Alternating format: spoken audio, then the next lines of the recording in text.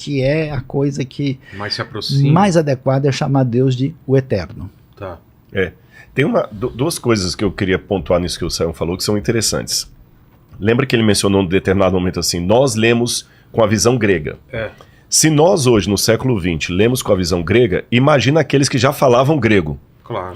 Então, isso demandava que os autores do Novo Testamento, mesmo escrevendo em grego, explicassem algumas frases ou dessem descontinuidades para corrigir o mundo grego. Eu vou dar um exemplo.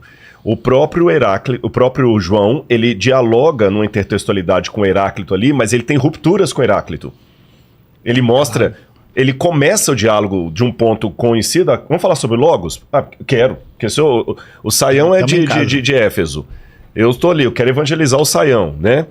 Sayão, vamos pensar sobre o Logos? Opa, agora, para agora. Se eu falar com ele, vamos falar sobre Jesus? Não quero não, vou começar com Logos. Entendi. Mas eu mostro a disruptura.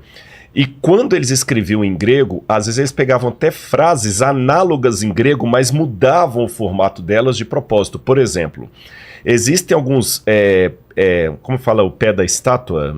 Pedestais? Pedestal. Eu conheço pelo menos 3 casos na arqueologia, 2 de pedestal, 1 de escrito, onde Zeus é descrito como aquele que era, que é e que será. Ah, é? Aquele que era, que é e que será. Quando você vai no Apocalipse, é interessante que João, ele fala um pouquinho diferente quando ele fala do Deus verdadeiro e fala de Jesus também, apontando a divindade de Jesus como esse Deus verdadeiro.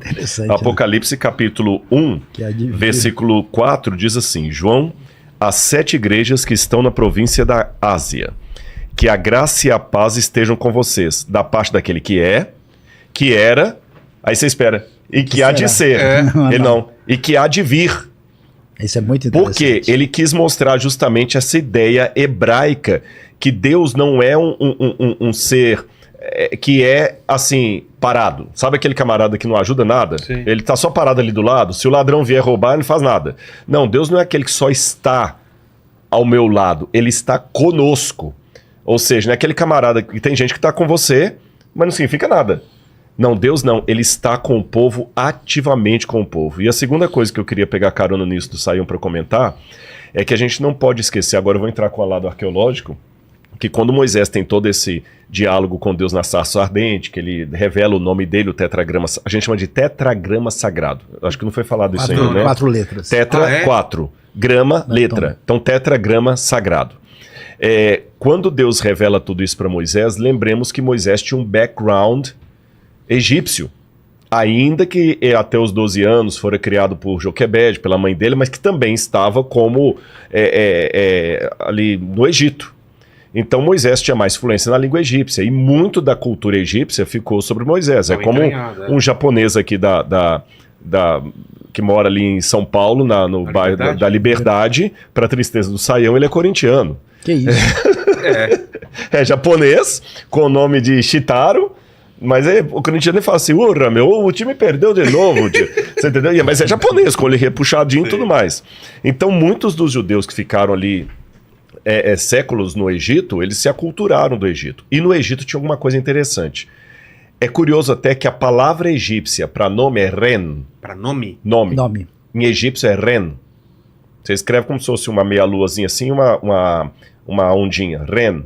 Em hebraico é Shem. Olha que interessante. Só que no egípcio, você saber o nome da pessoa era ter domínio sobre ela. Então, tanto as pessoas como os deuses normalmente tinham 2 nomes. O nome real e o nome de guerra. O nome real era aquele nome que, se eu souber o seu nome, eu tenho domínio sobre você na magia. Então, por que tem esse negócio que o nome real... se eles escondiam. Sabe... pela cultura deles. E as divindades também tinham um nome secreto. Tinha até a deusa Shenbet, que protegia os nomes das pessoas.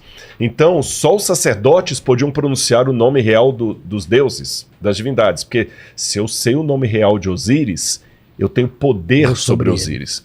Então, de certa forma, assim como João, no Novo Testamento, tinha que corrigir muita coisa da cultura grega, Moisés também tinha que corrigir, ou melhor, o próprio Espírito de Deus tinha que corrigir na mente do Moisés, ainda egipcianizado, não sei se existe essa palavra. Boa, gostei dessa palavra. Né? É isso aí mesmo, egipcianizado. Se não existe, né? acabou de ser criado essa palavra. Ele tinha que corrigir algumas coisas. É por isso que, a meu ver, eu vou citar 2 exemplos aqui, eu queria até a opinião do Sayão, não sei se ele concorda. No início, você vê que Deus, embora ele revele o nome, mas ele segura um pouco, ele não fala de cara o nome dele. Sim. Por que você pergunta, né? Como que é a sequência do diálogo? Porque Moisés pergunta, qual o teu nome? Mas com toda a cultura egípcia atrás, se Deus fala, tá, meu nome é tal, né? Hashem, então eu tenho poder sobre você. Não. Diga ao povo. É uma resposta meio enigmática. Bem enigmática. E, a meu ver, então eu vejo isso, que Deus não deu de cara o nome, porque na mente de Moisés podia pensar que tinha domínio sobre aquela divindade. E a segunda, por isso que também no livro do Gênesis, uma das causas, não é a única para mim, Deus não revela o nome dele de cara no primeiro capítulo. Sim. O nome vai aparecer depois. Como que é no primeiro capítulo? No primeiro, Bereshit bara Elohim, chama Deus de Elohim, que é um nome genérico, Deus. Só depois, lá quando fala depois da criação do Shabat, que descansou o Senhor, aí que aparece, que a partir do verso 26, 2:4, né? Que aí que aparece o tetragrama sagrado de Deus. Com Elohim. Que aí alguns críticos, eu não concordo com essa teoria, vão dizer que são 2 autores diferentes, 2 documentos separados. Para mim, não. Se o nome de Deus aparece de cara no começo, os hebreus que recebem aquilo podem pensar que, opa, então esse é o nome dele, vamos... Não. O nome dele vai ser revelado num segundo momento para mostrar a intimidade dele com a aliança com o povo. Ou seja, eu amo tanto você que eu vou revelar o meu nome secreto para você. Mas não para você pensar que tem domínio sobre o meu nome como os egípcios pensam que tem domínio sobre... Ou várias outras divindades. É o que ele falou. Eu sou o incontrolável. Em que sentido? Não é que Deus é um louco desvarrido. É que ninguém pode me dominar. Ninguém pode me dominar. Porque eles tinham esse aprendizado de trazer espíritos ou alguma coisa, ter domínio para fazer alguma coisa para eles. Os egípcios, pelo menos. Eu não encontro isso em Ugarit, mas outras, os egípcios. Não com o nome exatamente, mas a lógica do paganismo é que você descobrindo como a divindade funciona, seja pelo domínio do nome de outra maneira, você faz ela funcionar. Isso é verdade. Né? Quer um exemplo claro disso? Música. Como assim? Na teologia do Antigo Testamento, só tem 2 motivos pelos quais você cultua ao Senhor com música. Você cultua a Deus por tudo que ele é e por tudo que ele faz. Olha a dinâmica de inovação aí. Então você tem os verbos de todá, que você agradece a Deus. Então são esses 2 motivos. Eu cultuo a Deus com música pelo que ele é, a essência dele, e pelo que ele faz. Ponto. Não tem um terceiro motivo. Só que no paganismo não era bem assim. Por exemplo, o culto de Ashera. Lá no museu a gente tem algumas Ashera e eu tenho um chocalho. Culto de Ashera. Legal. O chocalho era o seguinte, eles faziam muitos os cultos com teatros para os deuses, e cantando e teatralizando. Com máscara. É. Tanto é que eu tenho lá no museu também 2 máscaras cananitas e alguns ídolos. E aí eu explico, quando Deus fala no mandamento assim, não farás para ti imagem de escultura nem semelhança, maseba. Tá falando de máscaras também. Máscaras, porque eles faziam teatro para os deuses, e o teatro, você sabe, quanto mais sangue, sexo e violência, mais atrativo ele é. Claro. Lembra do caso do Herodes lá, quando a menina dançou para ele, ele falou assim, minha filha, se você pedir a metade do meu reino, eu te dou.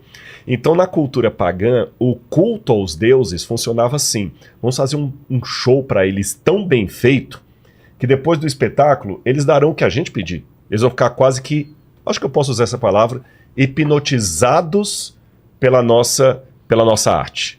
É diferente do mundo judaico. Então, mais uma vez, até o louvor dos pagãos era uma maneira de manipular a divindade. Eu acho que ilustra isso aí. Tem um negócio bem problemático nisso que as pessoas não percebem.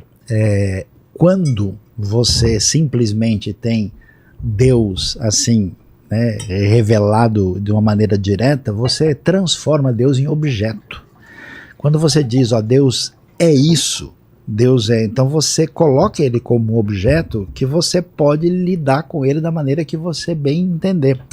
Por isso que é interessante que o texto bíblico, né, esse negócio do Apocalipse, aquele que era, que é e que há de vir e que virá, mostra, né, uma coisa que um grande estudioso do Novo Testamento, entendendo essa realidade, chamado Oscar Cullmann, dizia que Deus se revela principalmente no eixo da história, pelos seus atos salvíficos. Então, existe um limite naquilo que você conhece sobre Deus, que ao mesmo tempo é algo que não está completamente percebido, de maneira que você não pode dominá-lo.